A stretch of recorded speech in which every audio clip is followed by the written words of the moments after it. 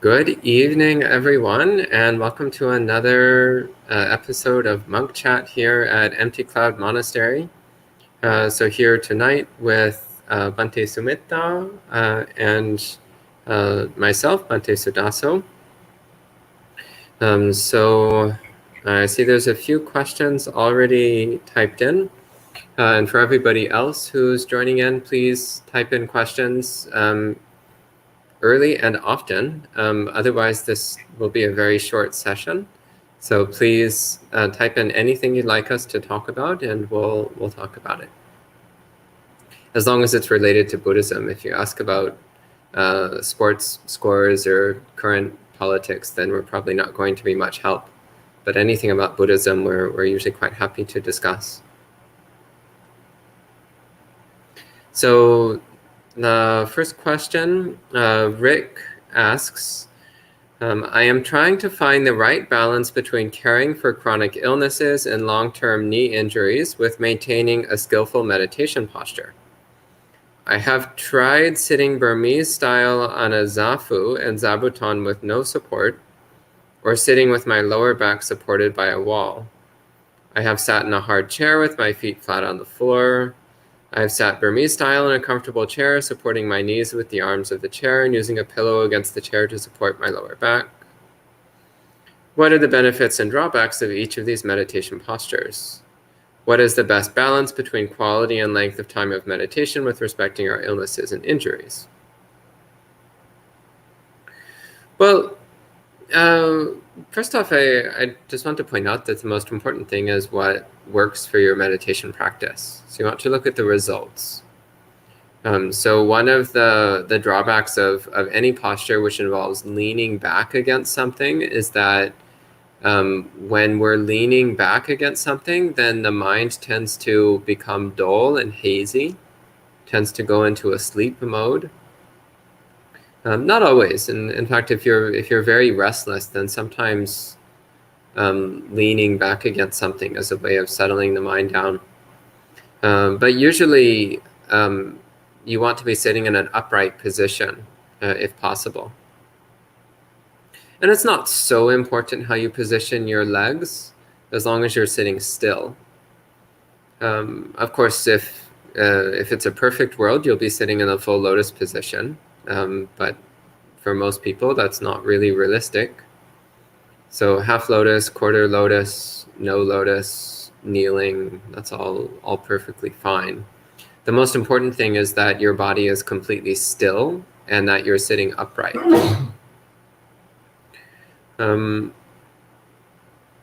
But when you have serious body injuries, then you just have to work around that. You don't want to make your injuries worse. But you also need to be honest with yourself about whether it really is that you're trying to avoid injuring your body, or whether it's just that you're trying to avoid sensations that you don't like. So pain is an inevitable part of life, and it's an unavoidable aspect of meditation practice.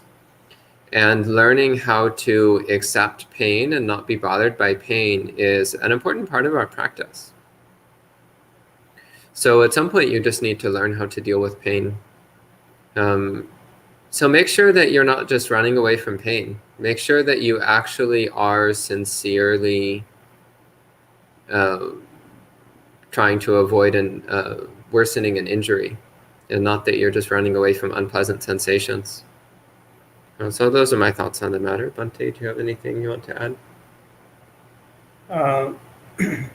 Yeah, I think you also have to give priority to your sickness, because we don't want meditation to contribute to the aggravation of your sickness, but rather it should bring some kind of a comfort to you.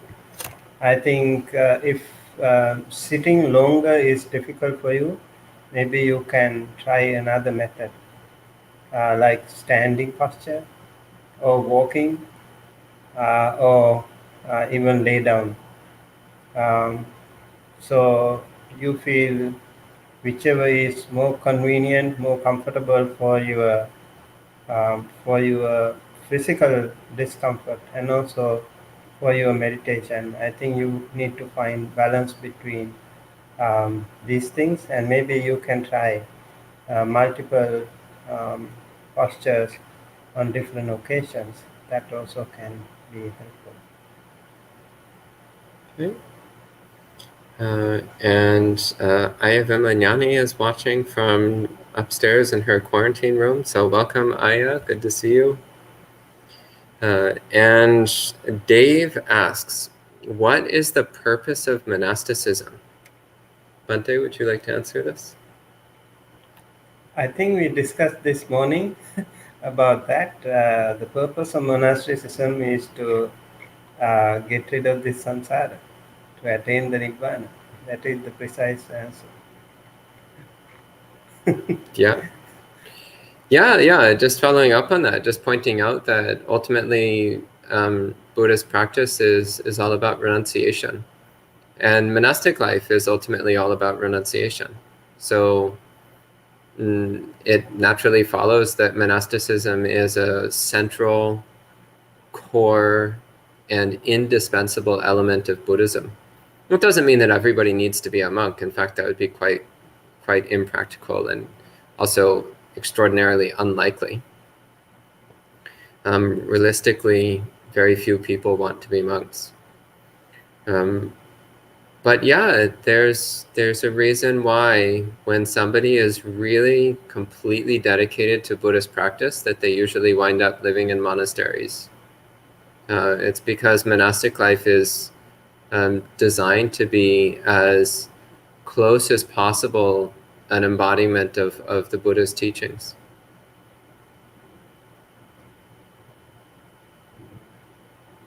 Did you have a question? Oh, okay.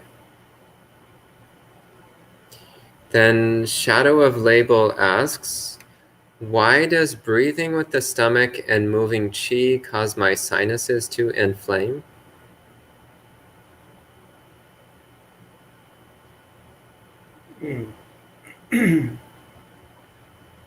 So belly movement, I think, is part of technique that is used by um, Mahasi tradition in Myanmar. I'm not sure if that is also used in Thai tradition. Yeah, so if you think that that technique is not really making comfortable for you, maybe you need to switch to another technique. Yeah, I mean, similarly, breathing with your stomach is okay, but when you talk about moving chi, that doesn't really have anything to do with Buddhism. The concept of moving chi is something that you find in Taoism. And there are similar practices in some other spiritual traditions, but it doesn't really have anything to do with Buddhism. So, yeah, if you start moving chi around, then you might get some weird physical reactions, but I don't know anything about that because I'm not Taoist and I don't practice any kind of chi moving exercises. So I don't think we're the right people to ask.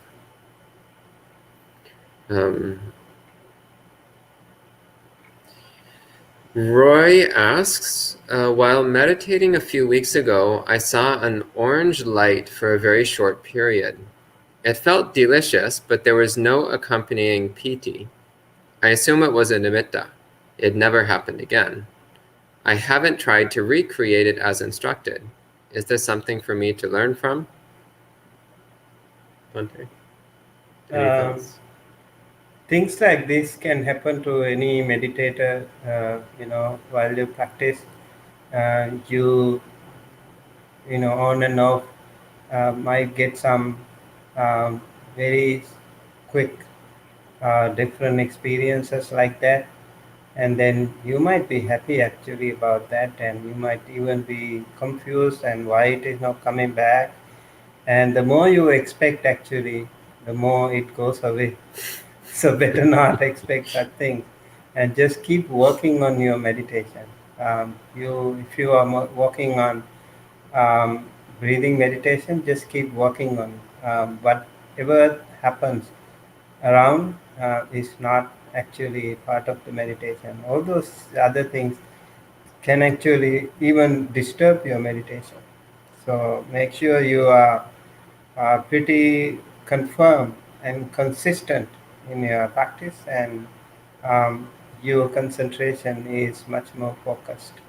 And eventually, yes, you will get some much more delightful or rapturous thoughts. That actually is a different matter. But at the initial level, if you get any different kinds of colors or clouds or any other sensations or even happiness or whatever, it's not really something to bother about that much. Yeah. Okay, next, Nancy says, I am confused by the notion of secular Buddhism that I see promoted in North America. Is there such a thing? Well, so if you want a metaful answer, you've asked the wrong monk. So my answer is actually quite simple, is that there's no such thing as secular Buddhism. There is such a thing as secular meditators who draw some inspiration from Buddhism. But they're not Buddhist, just to be completely clear on that. They're just secular meditators who like certain aspects of Buddhism.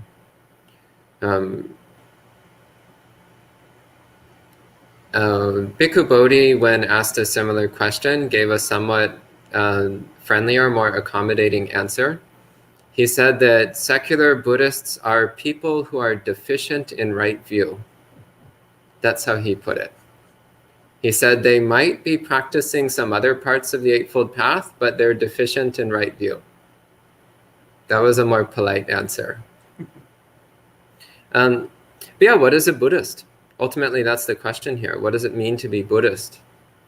And ultimately, what it means to be Buddhist is that one takes refuge in Buddha, Dhamma, and Sangha. So one acknowledges that there is such a thing as an enlightened being, which we call a Buddha.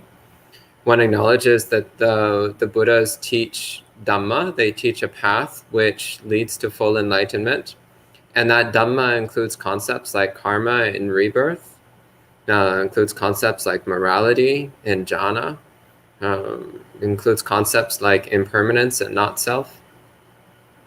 And one takes refuge in Sangha. So Sangha is first and foremost, it's the monastic community.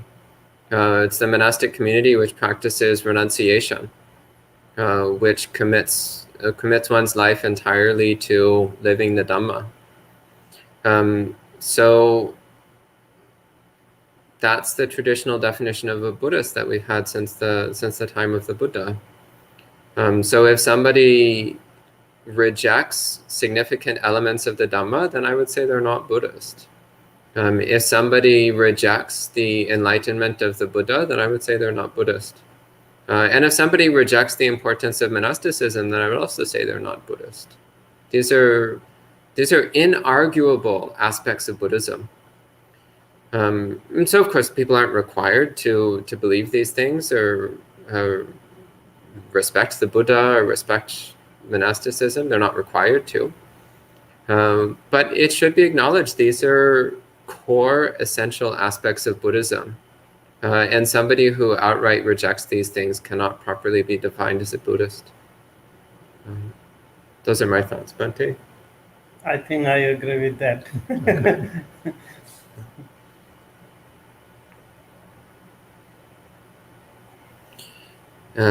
Next question. So Dulani says, I remember reading in the Chakravarti Sutta that it will be the first time when the wheel turner Sangha and the future Buddha Maitreya will be present at the exact same time and place. Is it possible, and are you able to explain more about it? I've always been interested in the topic of Maitreya Buddha. Bhante? She's talking about Chakravarti Sihanada Sutta? Yes, I think so. So she says there will be a time when a wheel-turning monarch will be present at the same time and place as the future Buddha Maitreya. Do you know what she's talking about? Not really. I think I had to read a little bit more about that. Maybe in future we will explain Because actually, about the sutta. But I I, remember like Gatikara and previous Buddha, Vipassana Buddha's time, um, Gatikara and when the Gautama Buddha, they were they were meeting, and mm, then um, uh, Gatikara came to the Buddha, Gautama Buddha, and he said we were friends before, and so we met right here. The Buddha even said we met right here in Rajgir.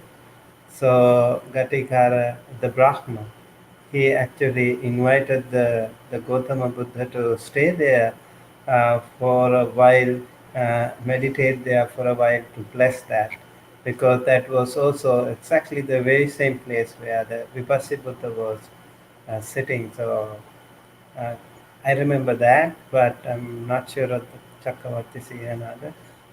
We'll take a look. okay. Then Kumu asks, why is Rahula mentioned only in a few suttas? Same for Yasodhara. Wondering whether they played a role or they were into meditation and developing the mind primarily. Bhante Sumita? Yeah, I think one one thing that we can also think, the Buddha has not been like favoring any special thing. Uh, so he was not giving any priority to Rahula or Yasodhara or Mahapajapati Gautami. He was treating everyone equally. But Venerable Sariputta was actually assigned as the preceptor of Venerable Rahula. In Rahula Vada Sutta, I think Ambalatika Rahula Vada Sutta, we find when Venerable, Venerable Rahula is following the Buddha in arms round, and then Buddha gives a very, very good advice to him when he saw that Venerable Rahula is matured enough um, to attain the Nibbana. And then Venerable Rahula does not go back to the temple, rather he sits under a tree and meditates. And Venerable Sariputta is following him. It's really, really interesting. He being the spiritual master assigned by the Buddha, and he actually was checking with uh, this young Rahula. And then Venerable Sariputta is also talking something about that. And then later, after the meditation, Venerable Rahula comes back to the Buddha and asking the same question, trying to confirm with what the Venerable Sariputta said, and then the Buddha affirms that. That's an interesting sutta. Venerable Rahula also, although he was the son of Prince Siddhartha, in fact, the Buddha's son, he was such a simple, very humble young monk, and it is said every time he sweeps the temple monastery garden, he would take a heap of dust into his hand and he would throw it to the sky, and he would pray and wish, may I get many more advices from my spiritual masters, just like this dust. So many. Look at the humility, look at that simplicity and such humble nature of these wonderful masters. The more we read about their biography, the more we feel so respectful towards all these people. Now, Venerable Ravula said one time when Venerable Sariputta was sweeping the ground, and he saw his robe was touching the ground, And then Venerable Rahula mentioned he was such a small monk. And then Venerable Sariputta as the chief high command in the Buddha's Sangha order. And he was so humble again. He was bowing towards that side, it is said, out of respect for that, because he gave some advice to him, reminded something. And so all these stories are really, really wonderful. And we don't find many uh, details about Theri Yasodhara too. But I think Yasodhara is the foremost among. Uh, that is the one. I think she is also the name called Baddha Kachana, right? I don't Okay. remember. I don't Yeah, remember. I think Yasodhara and Baddha Kachana in my, um, I might be wrong, but if I'm not mistaken, Baddha Kachana and Yasodhara are the same. Bimba also is the same, Mm. and she is one of um, the foremost disciples among the Buddha's order. But their life is not highlighted. Their role, play um, what role they played is not really highlighted, except the fact that Mahapajapati Gautami, her role in initiating the Bhikkhuni order is really important.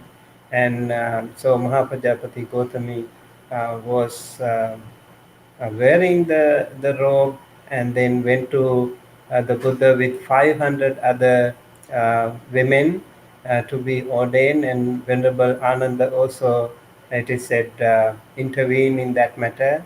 And then Buddha rejected, actually. At the beginning, he refused to ordain the bhikkhunis, women, and eventually traditionally it is said he prescribed Atta Garudhamma, 8 Garudhammas for the bhikkhunis.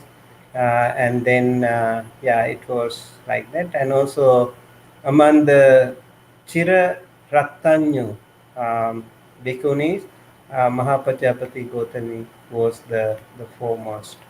And Mahapajapati Gautami theory also is mentioned when she was about to pass away. It is said she went to the Buddha, and then Buddha had also a tradition. It's like a tradition when the Arahant disciples, when they come, pay respect to the Buddha just before their final goodbye. It's like they know they are going to die, and they come to the Buddha, and then the Buddha would ask them to give a Dhamma talk in front of the Buddha. And then Mahapajapati Gautami Theri, she gave a Dhamma talk, and it is said the Buddha followed up with Mahapajapati Gautami Theri to the gate of the monastery, appreciating her wonderful nature, wonderful qualities of Mahapajapati Gautami, which normally a Buddha doesn't do. Only to a stepmother he would do such an honor. Mm. Yeah, that's about the stories that we know. Maybe some more we can figure out later on. Mm. Okay. And Aaron says, sometimes I really enjoy some good old-fashioned nonsense. What does the Dhamma say about nonsense?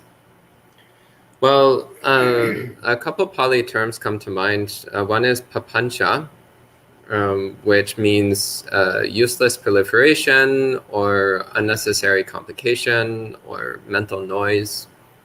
And the other word that comes to mind is sampapalapa, which means useless speech.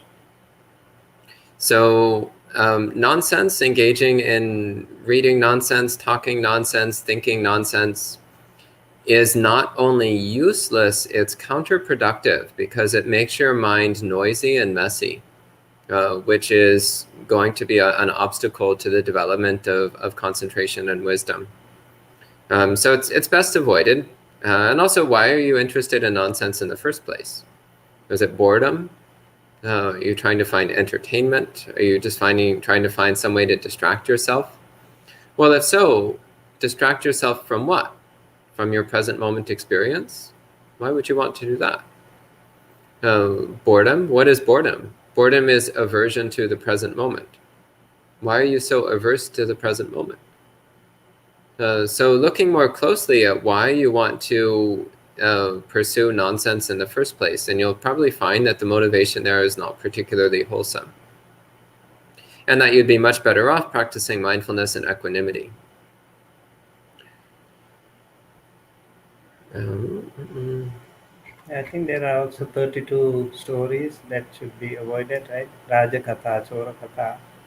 And yeah, there are 32 kinds of stories that we should avoid, especially in the monasteries, like politics and about the robbing and all kinds of like so-called news, the breaking news. They are actually breaking our concentration. It's really disturbing us. So those talks can arouse, can generate us, can generate the three unwholesome roots: greed, hatred, and illusion or delusion. So better to avoid such, and the best way is to practice noble silence. Okay, and Paul asks, should I practice only mindfulness meditation, or should I also practice metta, loving kindness meditation? If both, what proportion of meditation should I devote to each practice? I think it's up to you. It depends on person to person. There are different people with different temperaments. So there are some people with like aversion more. We call dosa charita.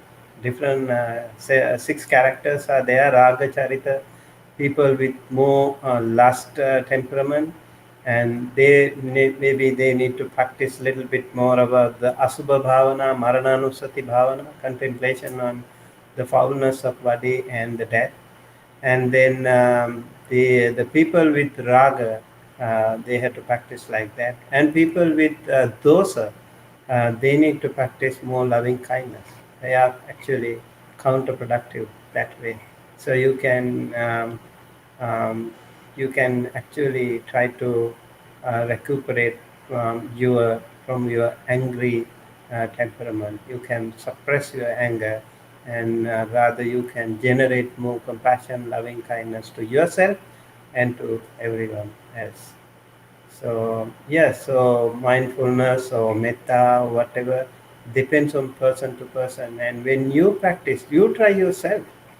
You try yourself which one is better for you, and then you will figure out yourself.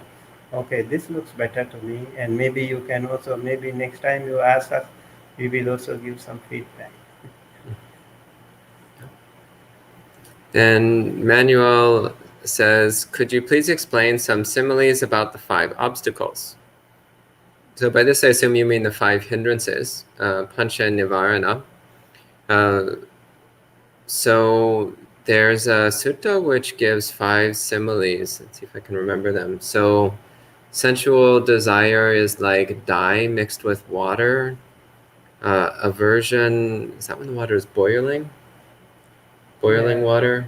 Then dullness and drowsiness is like when the water is covered over with moss and algae, like filled with vegetation growth. Then restlessness is like when the water is swirling, and skepticism is like when the water is murky, so muddy. Is that right? I think I have read something like that in Majjhima Nikaya, some of the suttas, and also I found some very interesting explanation in Mahanidesa Atthakatha and Mahanidesa itself. So, but I haven't actually read it, like trying to remember, but it was very fascinating. I was thinking of that. Do you want How? to? Mhm. Sorry. Do you want to give a talk on it one of these days? Yeah, sure. I Okay. will actually try to, talk about that later.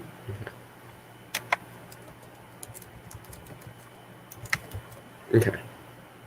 We'll put that on the list.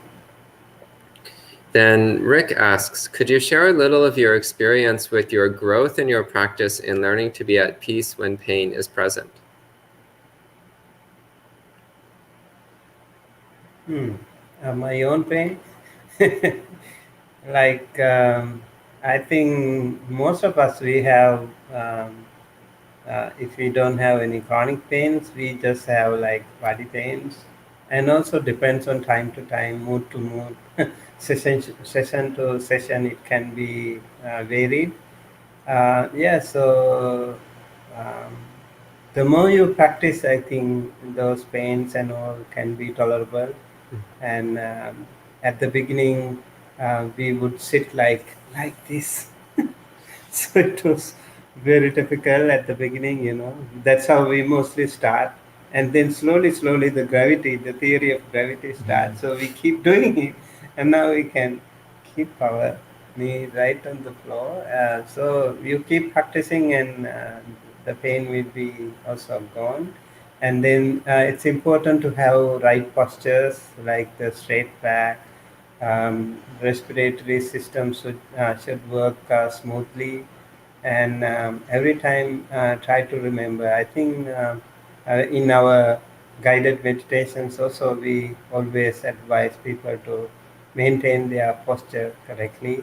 And even in your day-to-day other settings, like even when you sit uh, um, on a chair, make sure that you do not bend your back.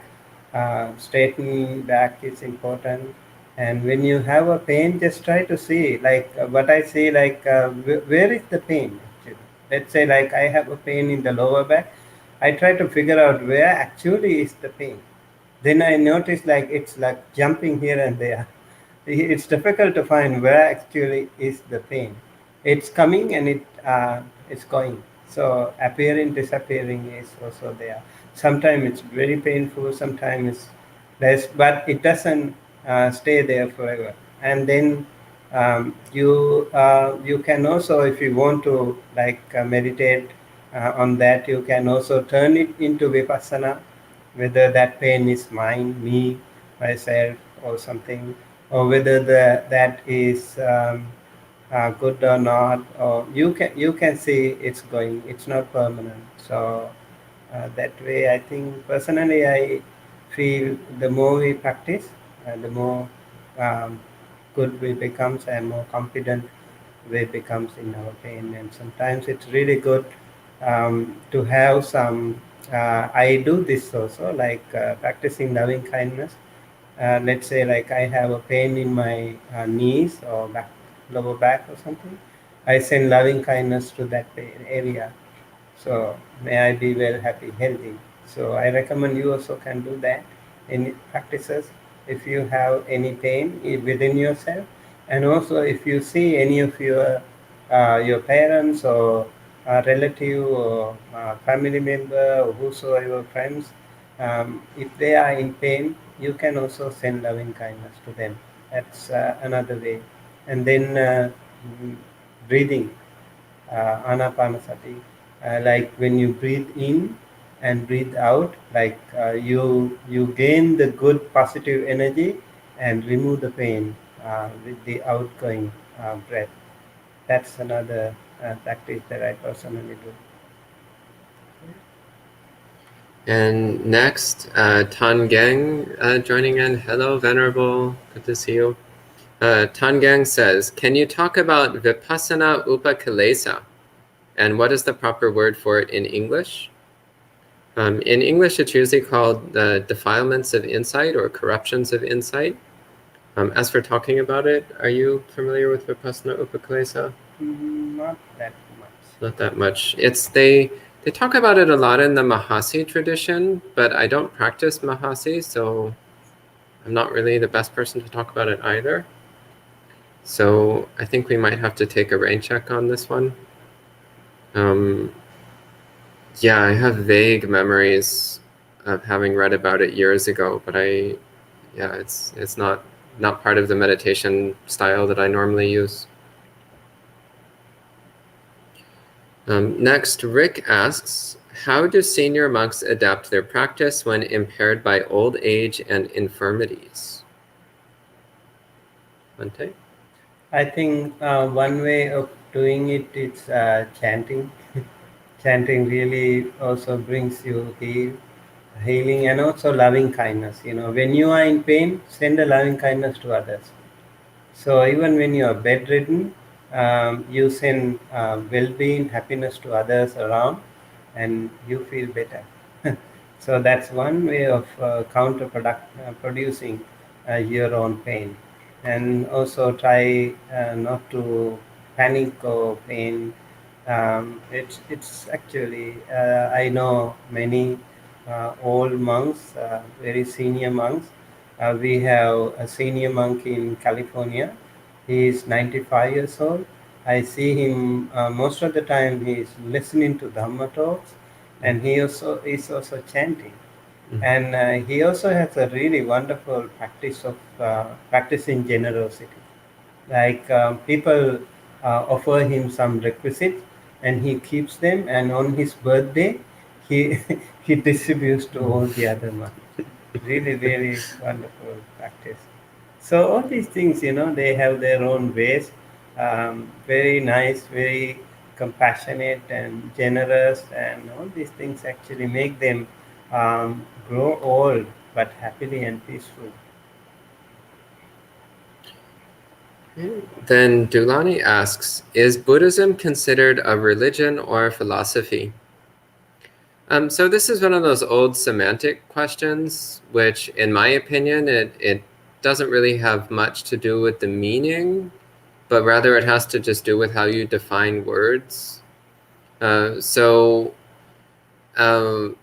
Whether you would consider Buddhism a religion or a philosophy or a religious philosophy or a philosophical religion or a spiritual philosophy or a spiritual way of life or whatever you want to call it, doesn't change the fact that Buddhism is what it is. So what is Buddhism? Buddhism is the path to enlightenment. That's what it is. So some people will call it a religion, and other people will call it a philosophy, and other people will call it a way of life, and other people will call it whatever they want to call it. But that doesn't change the fact that Buddhism still just is what it is. It's Buddhism. It's the path to awakening. It's the noble path of developing our own direct experience of enlightenment. The noble path of abandoning defilements and cultivating wisdom. So I've met some people who they really hate the word religion, but they like Buddhism. So then they say, well, Buddhism's not a religion. And it's like, well, okay. If that's what you want to say, I guess that's fine.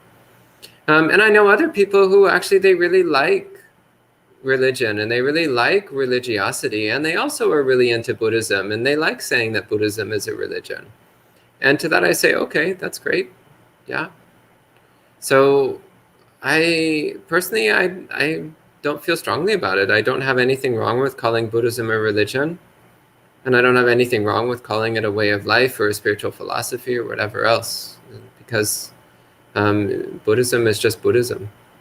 And as long as we understand what Buddhism is, it doesn't really matter whether you call it a religion or a philosophy or whatever. Those are my thoughts anyway. Anything?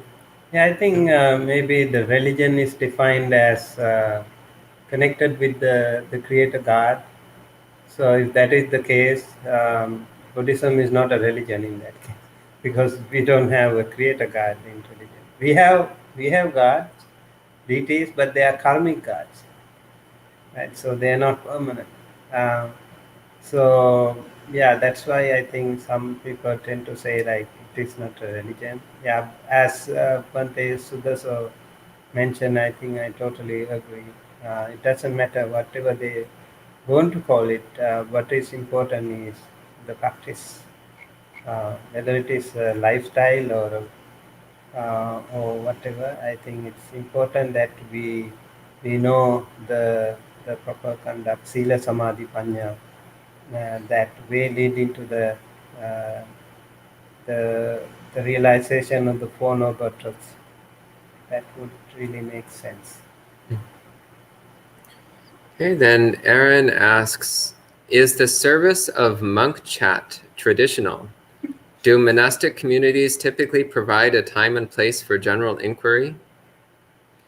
I mean, every monastery I've ever lived at has something like this. None of them call it monk chat, but they all have some kind of way where you can meet with the monks and ask questions. Yeah?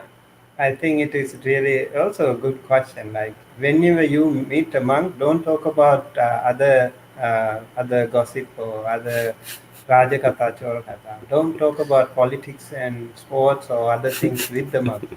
Talk about the Dhamma.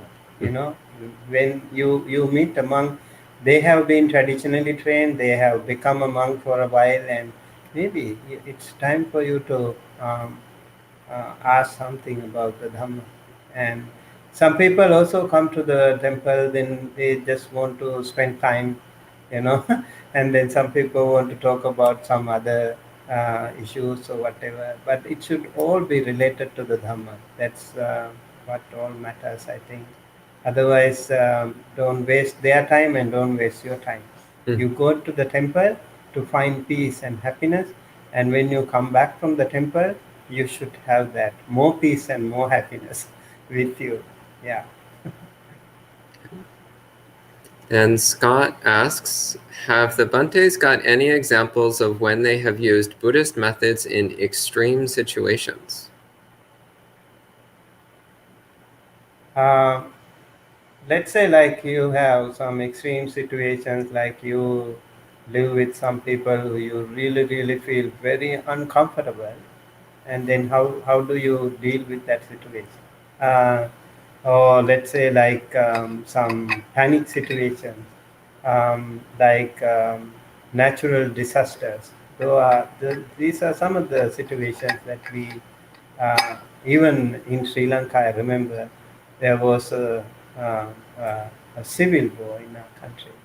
So those situations, how we also deal with that, and we were also working with the people, blessing them, everyone, and trying to bring some peace, happiness to them.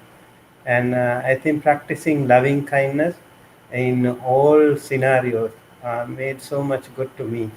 Personally, in my difficult situations, difficult times, we might feel, see someone who is not really comfortable with you, and then, or they might even try to harm you or abuse you or yell at you or whatever.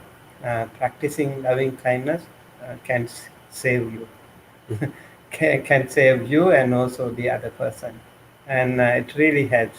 And if someone is in pain, you just listen to that person, even if you don't know how to advise to that person.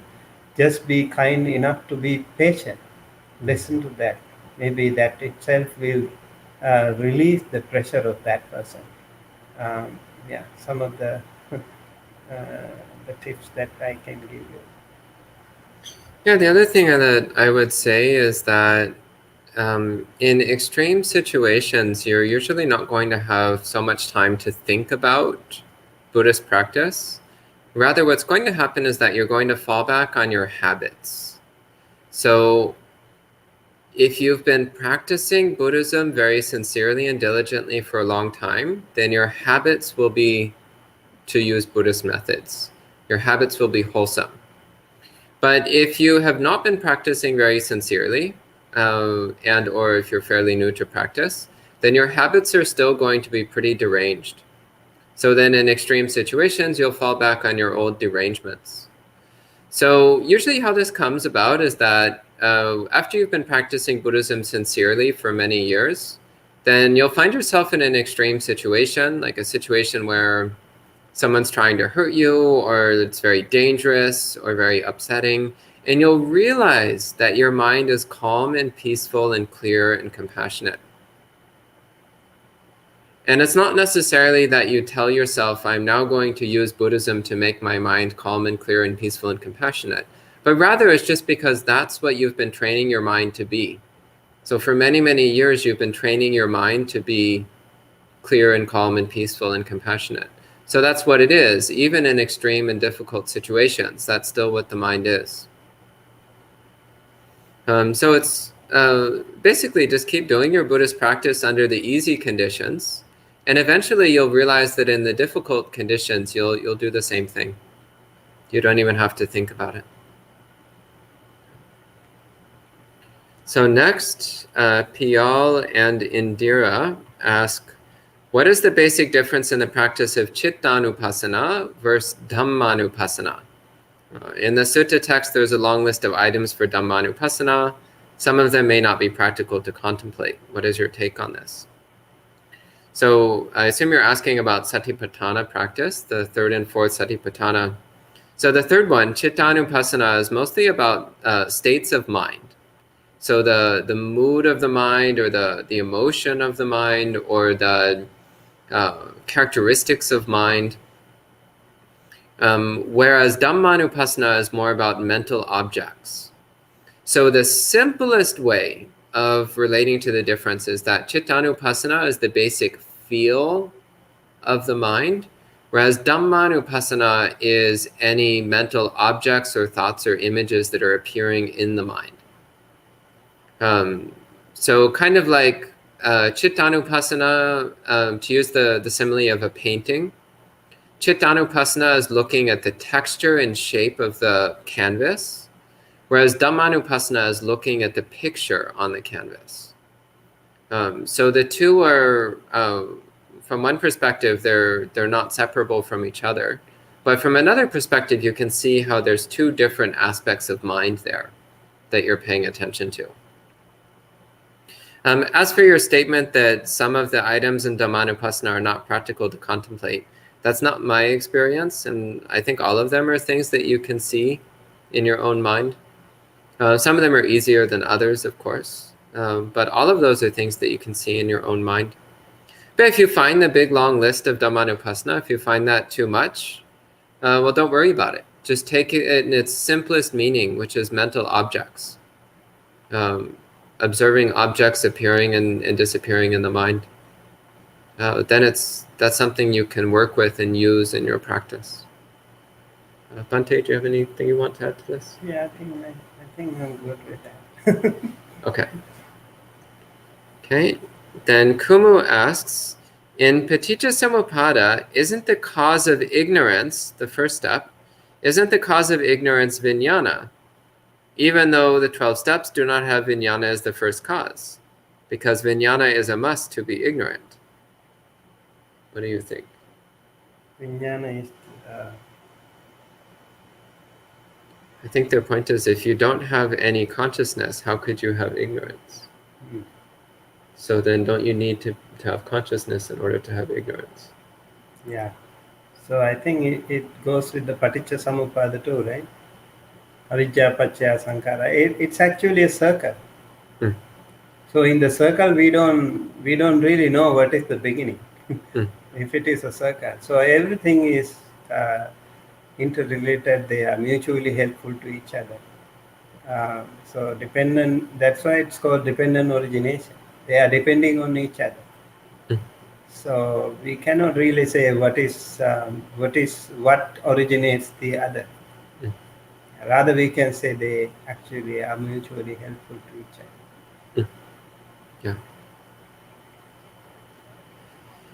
Okay, then Amit asks, how do I contemplate the mind clinging to the aggregates? Well, first off, I would say is to pay attention to the aggregates themselves, one at a time. So the aggregates themselves and the clinging to the aggregates are two different things.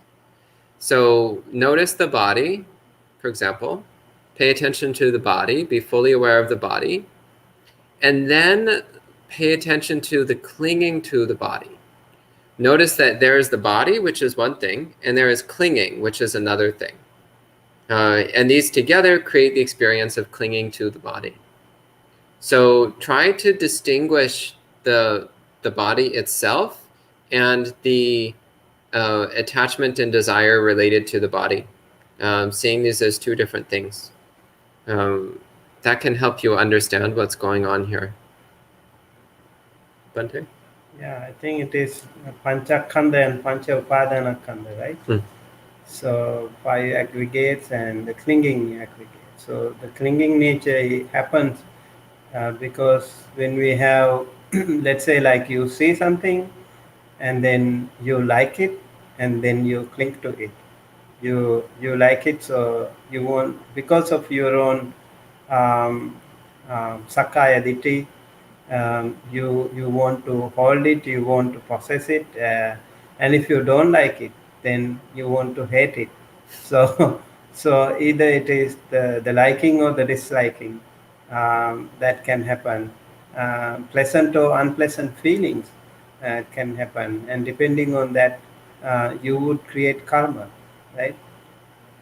If you like it, you will create a karma, but that is like a desire. And if you don't like it, it's like an aversion, ill will. So you don't like that person, or you like that person, or they both can create karma. I think with that we have the upadana. It can both be upadana, can both be clinging, right? So whether you like it or not, you can create upadana or clinging, either holding on to the grudge or holding on to the desire. Oh, yeah.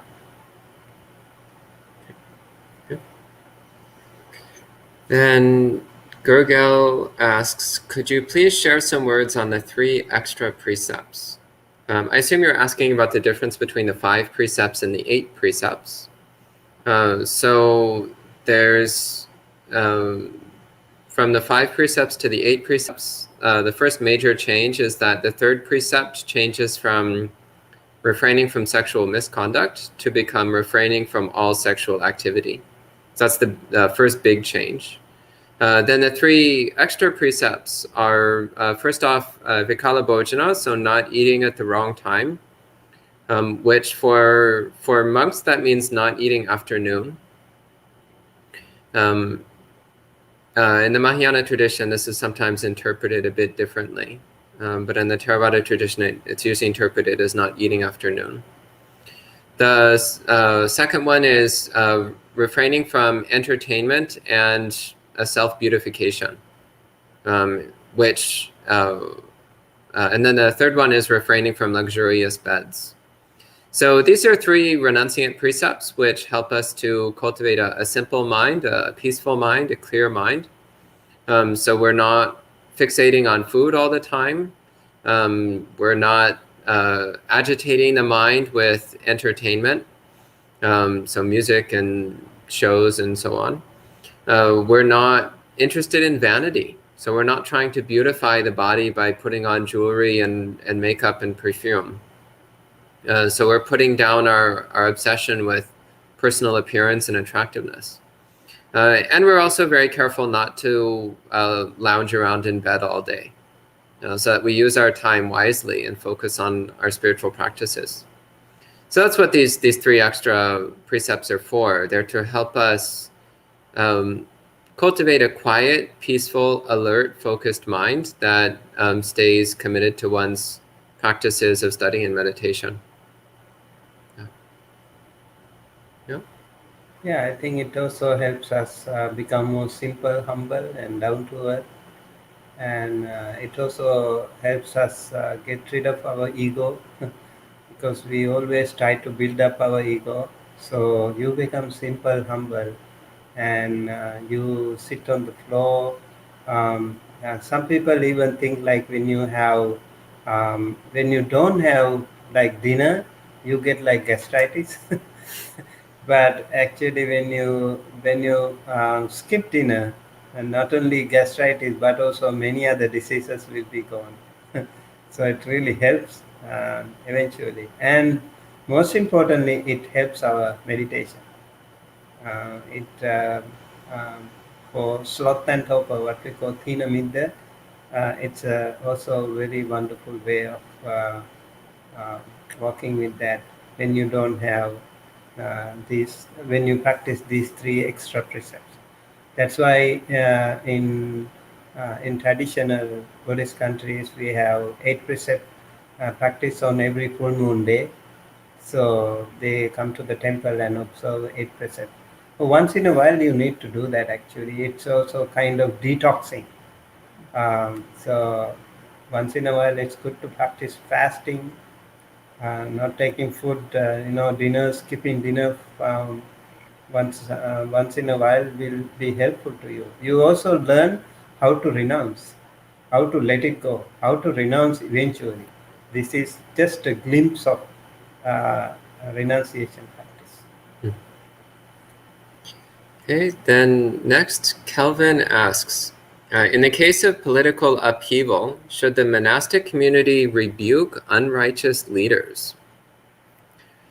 So this is a complicated question. So I'll start with what is not controversial, which is that monks should condemn unrighteous behaviors. So I don't know of any monk who would disagree with this. So it is our duty as monks to clearly state things like killing is wrong, stealing is wrong, abusing people is wrong. This is undeniable. And sometimes you can make statements where it's pretty clear who you're talking about without actually saying names. So if your political leader is currently, for example, taking away people's health care, then you could say a statement like, taking away people's health care is not very compassionate. We should try to make sure that people have access to health care. That would be the moral thing to do, is to help people have access to health care. So then you don't need to name any names, but people will probably be pretty clear about who you're talking about. In fact, you probably already know who I'm talking about without too much thought on the subject. There's some debate as to whether it's okay to actually name names, to directly say, well, Mr. So-and-so is an unrighteous leader because they're doing this bad thing and that bad thing and supporting this harmful policy and so on.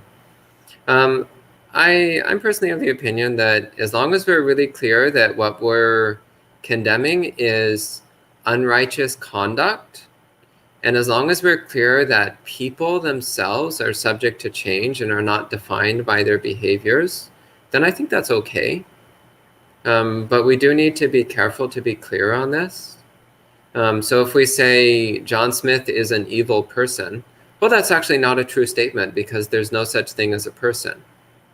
What we can say is that John Smith did something evil yesterday, and I hope John Smith stops doing evil things. That would be a true statement. But you need to know the right time and place to say those things. So the Buddha would sometimes criticize the political leaders of his time, and he would point out when they were doing unwholesome things. But he didn't talk that way all the time. He would only talk that way when it was wholesome and when it was supportive, when it would bring good benefit.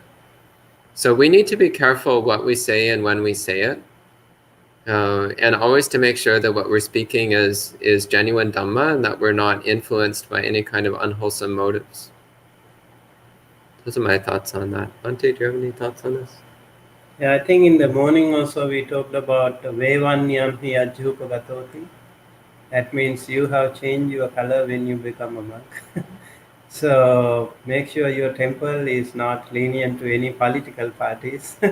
So you welcome everyone whosoever wants to be blessed, do it, and but don't be politically lenient to any political party or something, because among your community there can be any person. They can have their own personal political view. That's fine. They come to the temple to practice, and you bless them. That's it.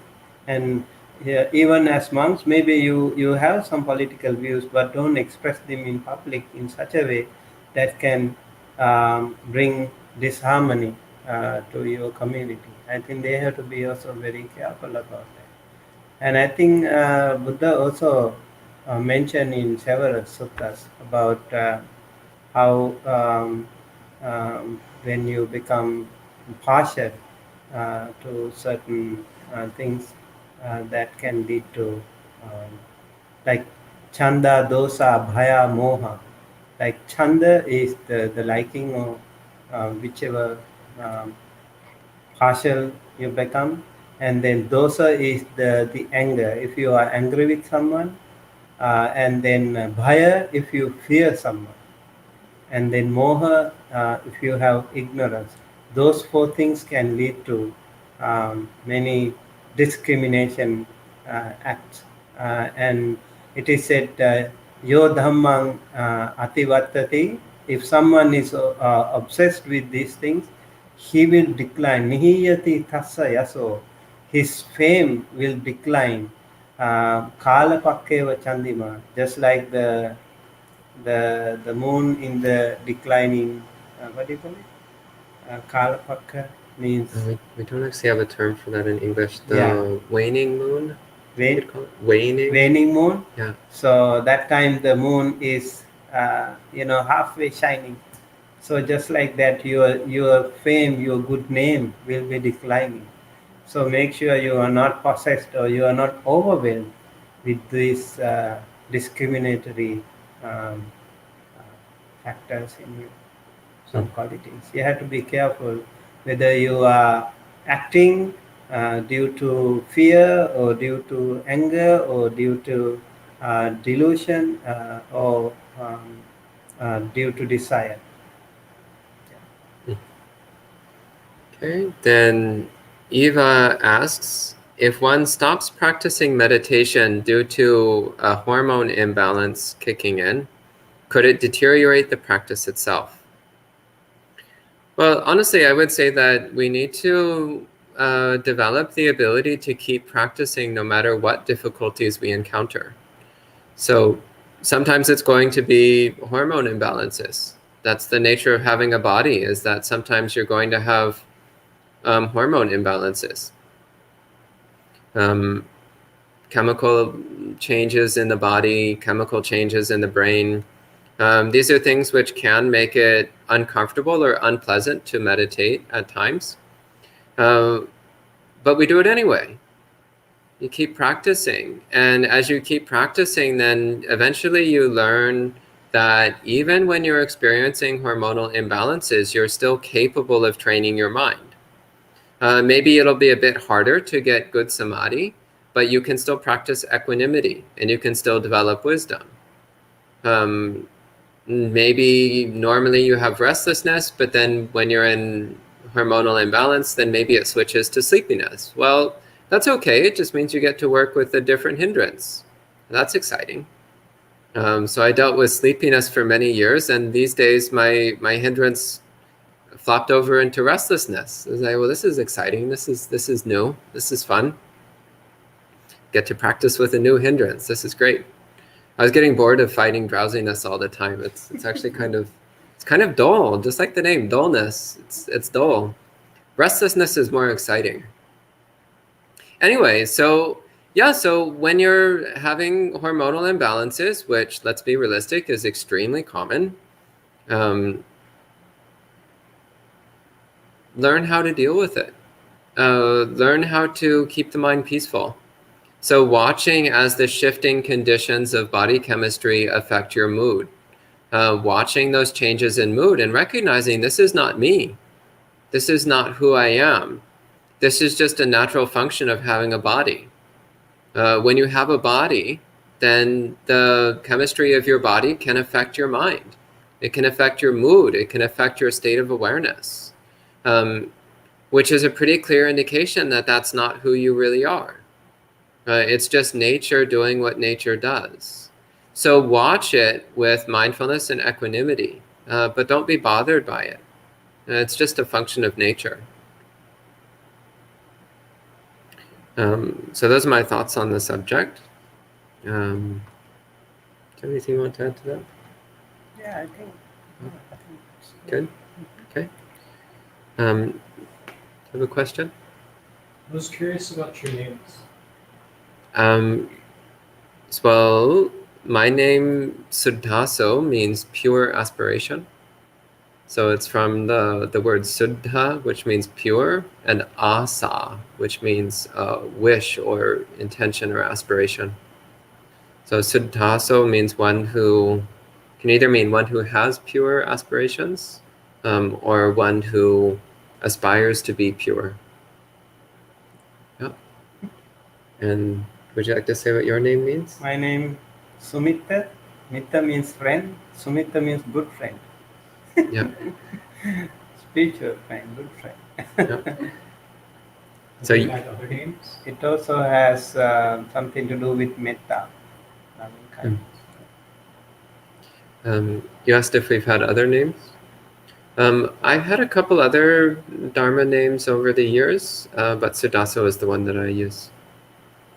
The other ones are less relevant. If you catch me in another mood, I might talk about my previous names. But this is the one I use. Yeah, when I was a monk, I was given this name, and our lay name was different.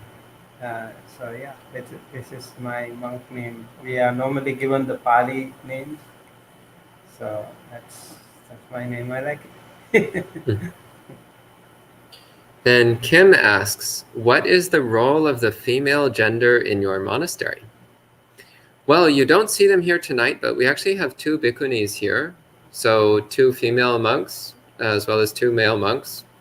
And in fact, it's an open secret that this monastery is run by one of the bhikkhunis. So people, usually when they first come, they just assume that I'm in charge, just because I'm male, probably. But after a very short time, they realize that it's actually the bhikkhuni who runs this place. And I'm totally fine with this. In fact, I like it much better that way. So what's the role of the female gender in our monastery? Well, as much as possible, we practice gender equality here.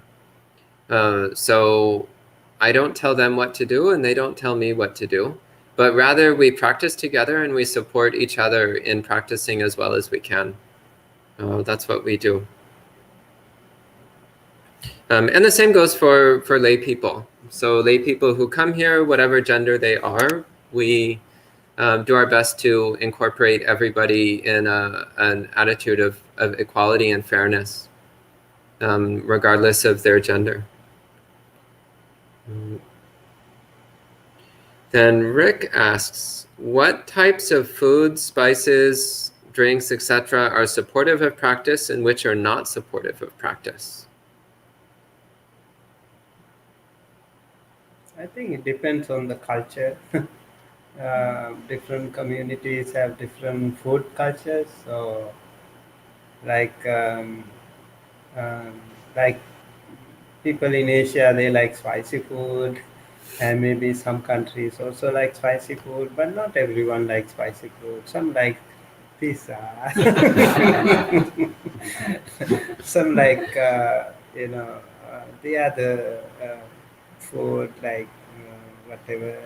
So it's okay, like because of your long-term practice with the food. Let's say like some people say when you drink tea, you can sleep. Some people cannot. But for me, I'm from a tea country, so for me, even if I take tea just before the sleep, I can sleep right away. So it doesn't really hamper my sleep that way. So it depends on how you are actually born and brought up with that food culture. Yeah, I would just add to that to see how it affects you. So if you notice that when you eat some particular food that then you feel sick or your mind feels dull, then try to avoid eating that particular food. But I personally haven't really noticed much difference. In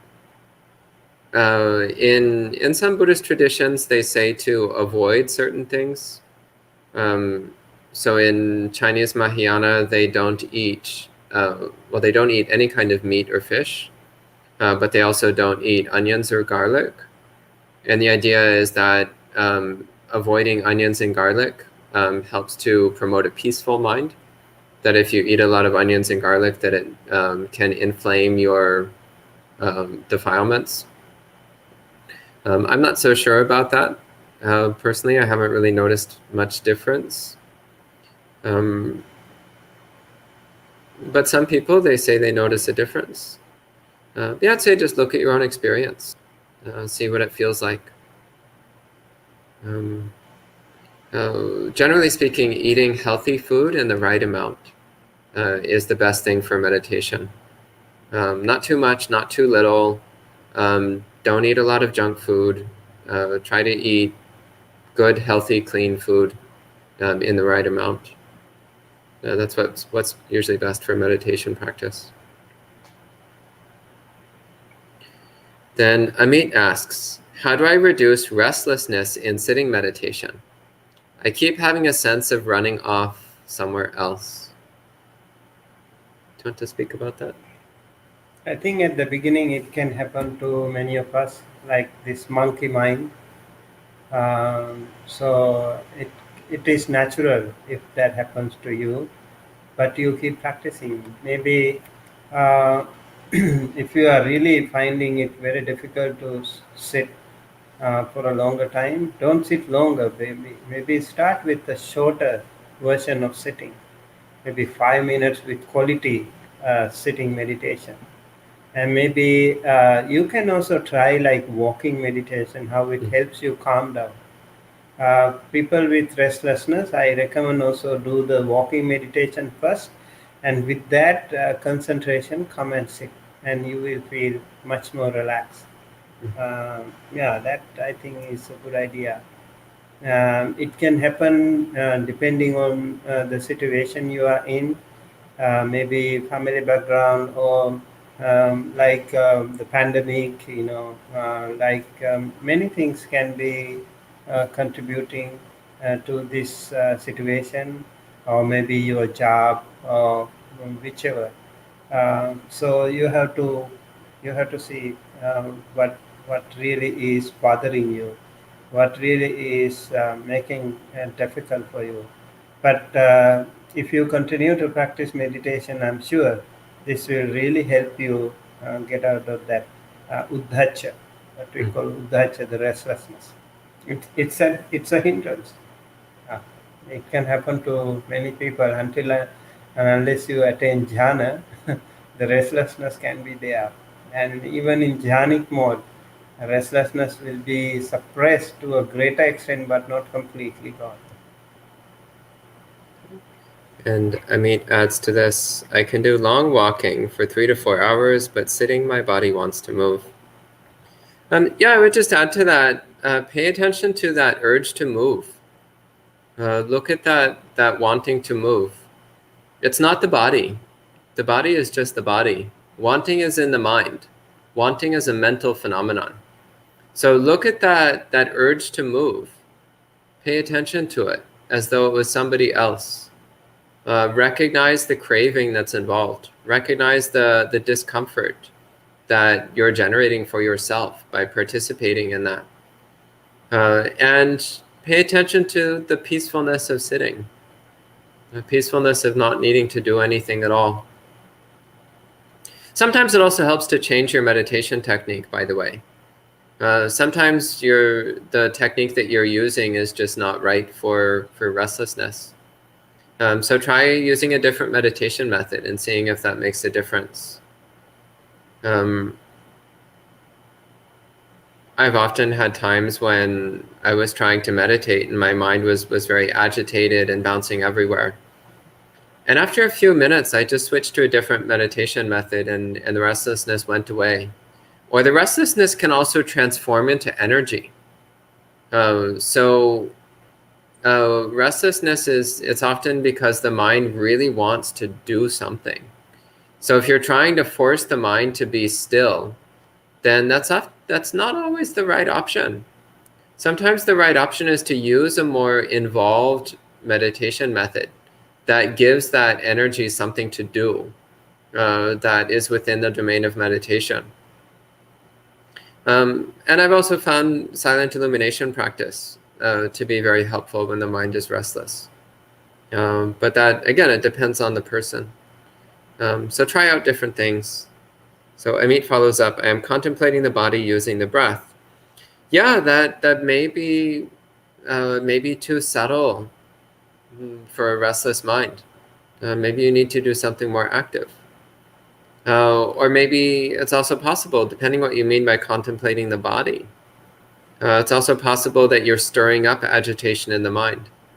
Pay attention to the peaceful and soothing quality of the breath. The peaceful and soothing quality of the body being still. And you might find that your restlessness starts to fade. Or once again, do something totally different. Use a totally different method for a while.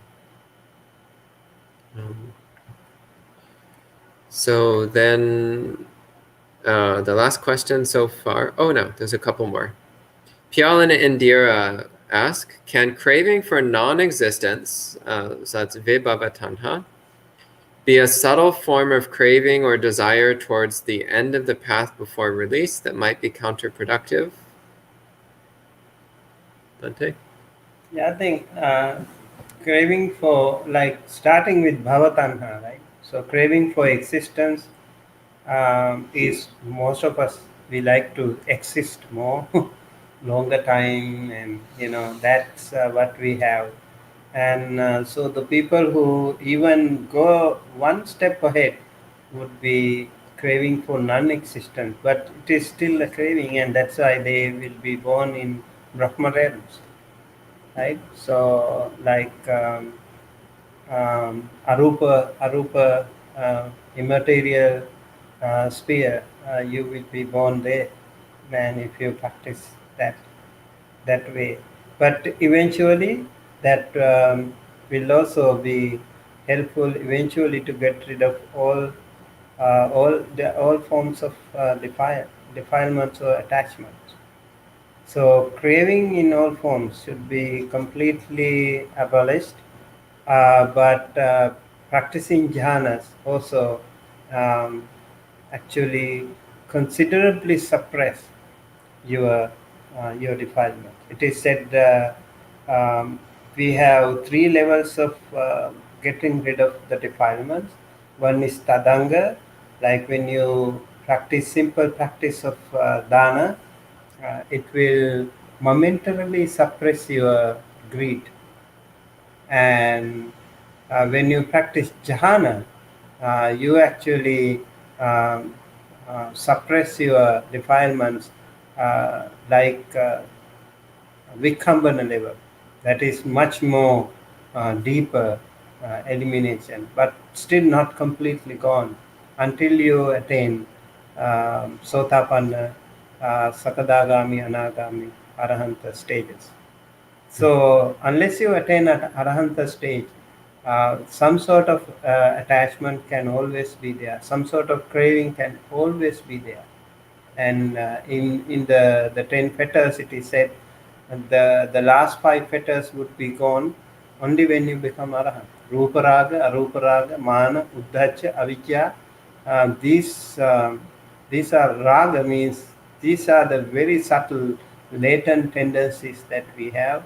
It's very difficult to get rid of them. It's like some of the dirt we have in our clothes. We sometimes we can wash them, we can see them going, but some dirt will not go just like that. We need special chemical to remove them. So something like that. When we need something, some defilement, some cravings, it's hard to, because it can be very deceiving. Some defilements can really make you happy. Some defilements can make you okay, everyone appreciates you, so feel better. These are actually fooling us. These defilements are actually fooling us so that we will stay more longer in the samsara.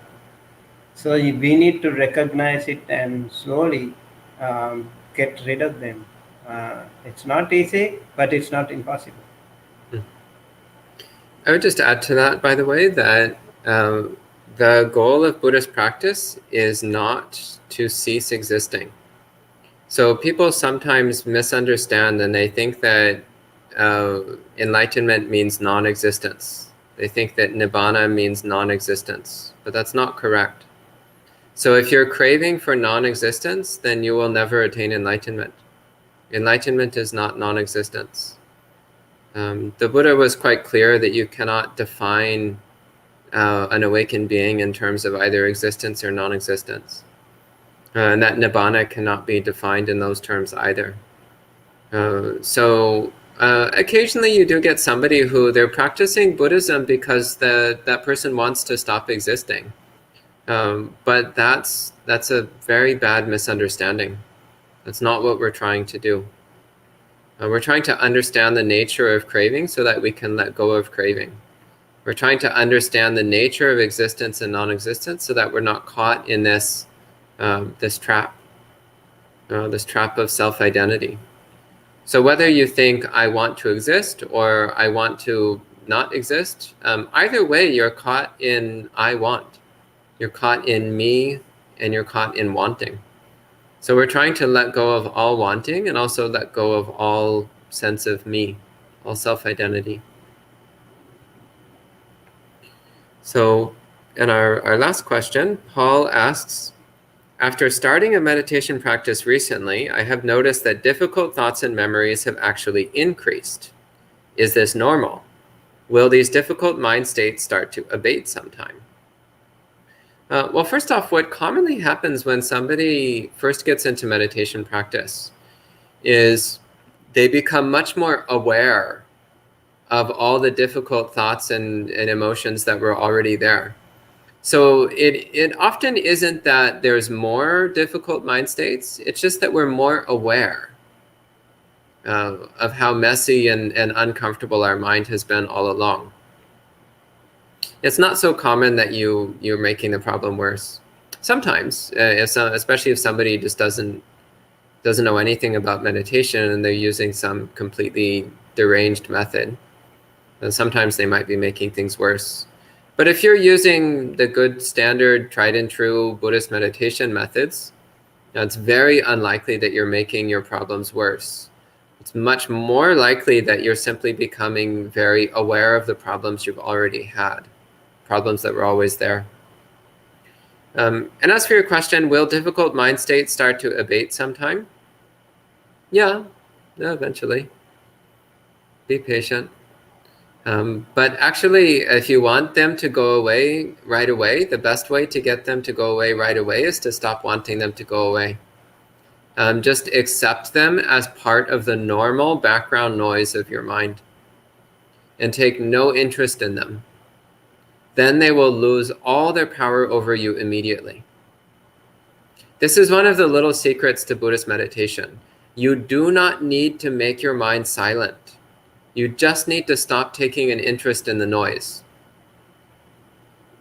That's all.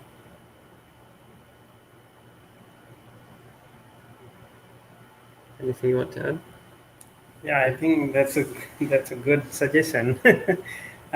Yes, so at the beginning, whenever we do something new, it can happen, like you feel like the pressure coming up, like you have never set for a longer period of time, and then your body will resist you and your mind will resist you, and that is pretty much a part of everything. Like even in the society, if you do something, maybe let's say like you want to start a peace march for the first time here, and then people will feel like they will not accept it at the beginning, and so it takes some time for your body also to accept it and to register it. So keep working on it, keep doing it, and constantly regularly practicing can make sure that you register.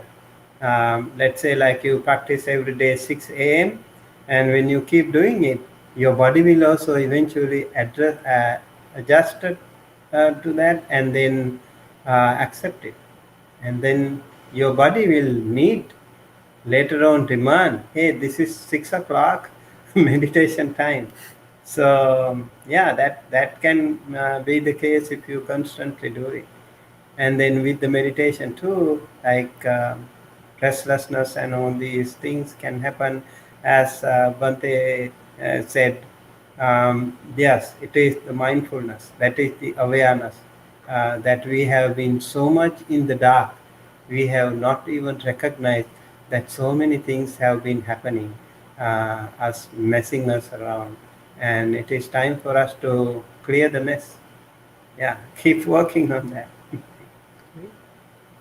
And that's the end of the questions, and we're coming up on 9 o'clock, so I think we can go ahead and end there for the evening. So we'll end with 3 sadhus. Sadhu, sadhu, sadhu.